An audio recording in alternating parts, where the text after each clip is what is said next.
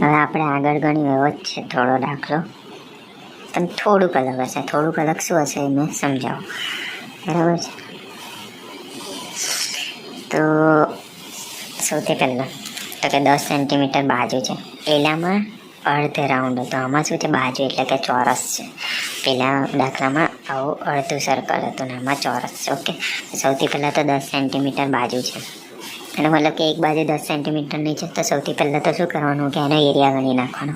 ચોરસનો area શું છે, તો કે બાજુ ગુણ્યા બાજુ. બાજુ કેટલી આપેલી છે, 10 સેન્ટીમીટર. મેં એને ફેરવીશ મીટરમાં. ઓકે, તો 10 સેન્ટીમીટરનું મીટરમાં કેટલું થશે, તો કે 0.1 મીટર. શું કરવાનું છેદમાં 100 કરી દેવાનું. તો 0.1 મીટર. તો બાજુ ગુણ્યા બાજુ એટલે કે 0.1 ગુણ્યા 0.1. તો મારો જવાબ આવશે 0.01. આ મળી ગયો મને એરિયા, બરાબર છે. આ એરિયા મળી ગયો.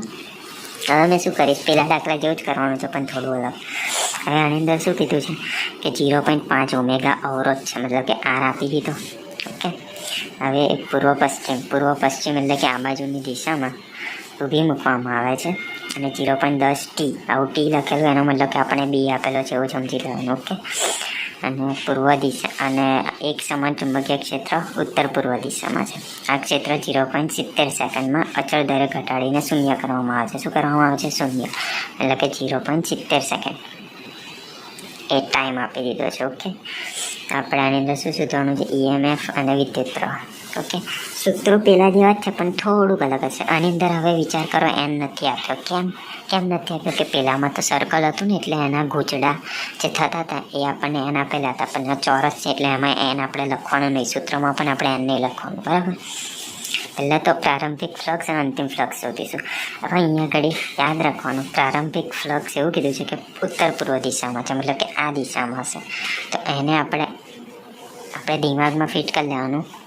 ઉત્તર પૂર્વ દિશામાં છે, મતલબ કે એ આ રેખા જોડે કેટલો થીટા બનાવશે, 45 ડિગ્રી. આપ્યો નથી પણ આપણે સમજી લેવાનું. Okay, 45 degree. ઓકે, ફ્લક્સની ફોર્મ્યુલા તો સેમ જ રહેશે, ડીએ કોસ થીટા, બરાબર. ફ્લક્સની ફોર્મ્યુલા અહીંયા ઘડી પ્રારંભિક ફ્લક્સમાં આપણે થીટા કેટલો છે, 45 આપણે જે માન્યો છે. તો બી આપણને આપી દીધું છે 0.10, બરાબર છે. એ આપી દીધું છે 0.01. હવે થીટા આપણે 45 છે તો કોસ 45 થઈ ગયો. આપણે કેલ્ક્યુલેશન કરીશું તો જવાબ આપણને પ્રારંભિક ફ્લક્સ મળશે 7.07 ઇન્ટુ 10⁻⁴. અહીંયા આગળ ક્વેશ્ચનમાં એવું લખાયેલું છે કે અચળ દરે ઘટાડીને શૂન્ય થઈ જાય છે, મતલબ કે આયુ શૂન્ય થઈ જાય છે, જે θ2 છે એ. એનો મતલબ કે જે અંતિમ ફ્લક્સ છે એ થઈ જશે મારો 0. ઓકે, હવે આપણે EMFની ફોર્મ્યુલા શું હતી, એપ્સાઇલોન બરાબર φ/t. હવે આની અંદર એલા ગૂંચળામાં એન નથી તો આપણે એન નહીં લખ્યો, ડાયરેક્ટ φ/t. પહેલાંમાં આપણે એન પણ લખ્યું હતું. સર્કલ આવે તો એન લખવાનું, બરાબર. આમાં ચોરસ છે એટલે ડાયરેક્ટ φ/t. ફાઈ હવે એક જ ફાઈ છે, બીજામાં 0 છે તો આપણે એક જ લખીશું. 7.07 ગુણ્યા 10⁻⁴ -0 લખીએ કે ના લખીએ ચાલે. ટી આપણને આપી દીધું છે 0.70. તો આપણે કેલ્ક્યુલેશન કરીશું તો આ EMF મને આટલો મળી જશે. ઓકે, યુનિટ લખવાનું ના ભૂલાય. પછી વિદ્યુત પ્રવાહનું માનીએ તો સેમ જ છે, I બરાબર ε/r. એપ્સિલોન આપણે હમણાં જ શોધ્યું, આર આપેલું છે. કેલ્ક્યુલેશન કરીશું તો આ એટલે કે વિદ્યુત પ્રવાહ આપણને મળી જશે. ઓકે, તો આવી રીતે સોલ્વ કરવાનું છે.